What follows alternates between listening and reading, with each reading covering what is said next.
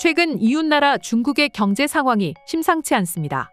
중국 매체 광명망에 의하면 최근 국제적으로는 중국 국내 총생산이 미국 GDP 대비 차지하는 비중이 2021년 말 77%의 역사적 최고치에서 현재 60% 이하로 떨어졌고 중국의 경제 성장은 이미 병목기에 접어들었다는 견해가 있다. 라고 말했습니다. 사실상 중국 경제 붕괴라는 얘기도 나오고 있는 중입니다.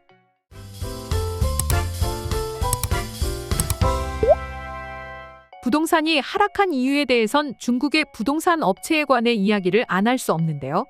우선 중국의 최대 부동산 개발 업체 중 하나인 헝다 그룹 잘 나가던 이 업체가 2021년 9월쯤 부도 위기 사태가 생겼는데요. 중국발 금융위기로 세계 경제가 흔들렸습니다.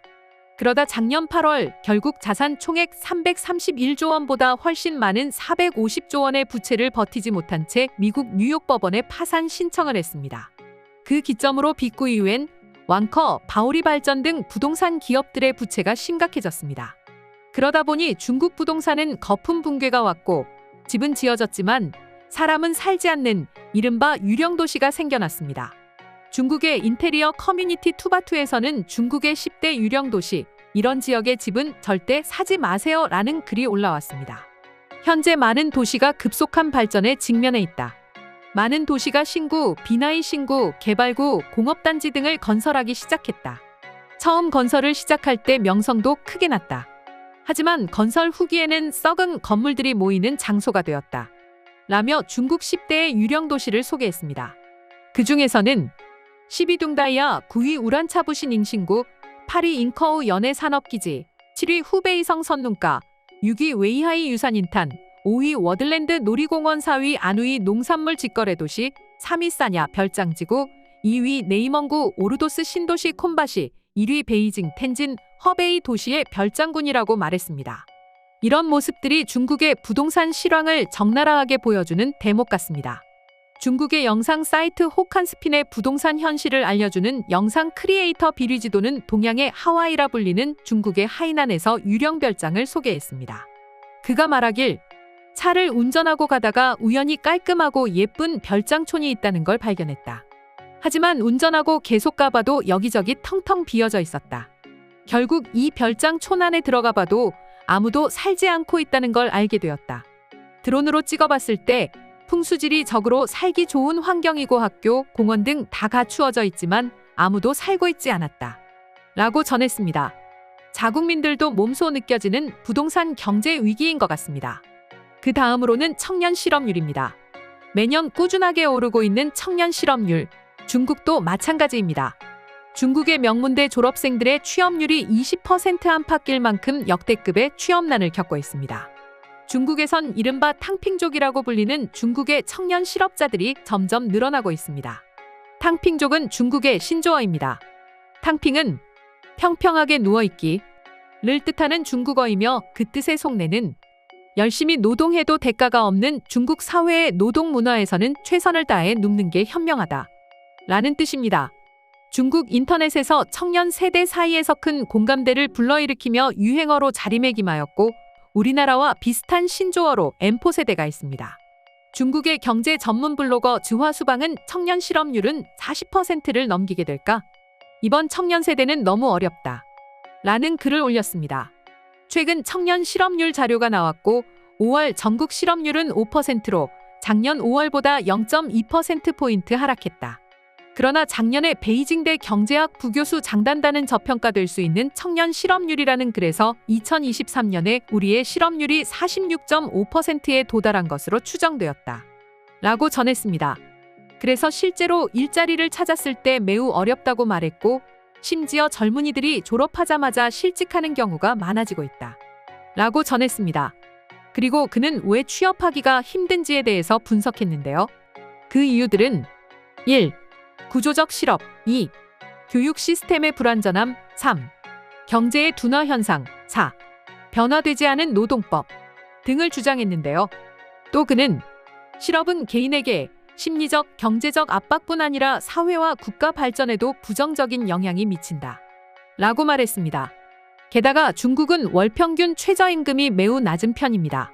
중국의 대관신문 기사 발표에 의하면 2024년 7월 기준 월평균 최저임금은 상하이 인민폐 2,690원, 한국 돈 51만 4,530원으로 전국 1위를 했고, 제일 낮은 칭하이 성는 인민폐 1,880원, 한국 돈 35만 9,560원 이라고 했습니다. 중국은 지금도 낮은 소득 수준입니다.